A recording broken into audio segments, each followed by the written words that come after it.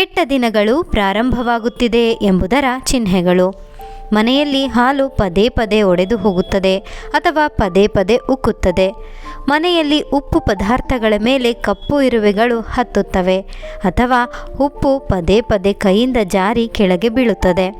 ಯಾವಾಗಲೂ ಹಾಸಿಗೆಯಲ್ಲಿಯೇ ಇರುವುದು, ಯಾವುದರಲ್ಲೂ ಆಸಕ್ತಿ ಇಲ್ಲದೇ ಇರುವುದು, ಬಟ್ಟೆಗಳಲ್ಲಿ ರಂಧ್ರಗಳು ಅಥವಾ ವೇಗವಾಗಿ ಬಟ್ಟೆಗಳು ಹರಿದು ಹೋಗುವುದು, ಮನೆಯಲ್ಲಿ ಗಡಿಯಾರ ಒಡೆದು ಹೋಗುವುದು, ಚಪ್ಪಲಿ ಅಥವಾ ಬೂಟುಗಳನ್ನು ಒಂದು ಬದಿಯಲ್ಲಿ ಮಾತ್ರ ಒಣಗಿಸುವುದು, ಕಾಗೆ ನಿಮ್ಮನ್ನು ಮುಟ್ಟುವುದು ಅಥವಾ ಕುಕ್ಕುವುದು, ಇಲ್ಲವಾದರೆ ನಿಮ್ಮ ಕನಸಿನಲ್ಲಿ ಬಂದು ಕಾಣಿಸಿಕೊಳ್ಳುವುದು, ಸತ್ತವರ ಮನೆಯಿಂದ ಉಪ್ಪು ಹುಣಸೆಯನ್ನು ತರುವುದು, ಒಡವೆಯನ್ನು ಕಳೆದುಕೊಳ್ಳುವುದು, ಪದೇ ಪದೇ ಕೆಟ್ಟ ವಿಚಿತ್ರ ಕನಸುಗಳು ಬೀಳುವುದು, ನೀವು ತಪ್ಪನ್ನೇ ಮಾಡದಿದ್ದರೂ ಅವಮಾನ ಅಪವಾದ ಅನುಭವಿಸುವುದು, ಮನೆಯಲ್ಲಿ ಅನ್ನ ಬೇಗನೆ ಹಳಸುವುದು, ದೇವರ ಫೋಟೋದಿಂದ ಯಾವಾಗಲೂ ಎಡಭಾಗದಿಂದಲೇ ಹೂವು ಬೀಳುವುದು.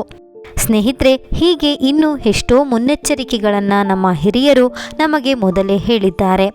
ಇದನ್ನು ಅರಿತು ನಮ್ಮ ಎಚ್ಚರಿಕೆಯಲ್ಲಿ ನಾವಿದ್ದರೆ ಮುಂದಾಗುವ ಎಷ್ಟೋ ದೊಡ್ಡ ಅಪಾಯದಿಂದ ಖಂಡಿತ ಪಾರಾಗಬಹುದು.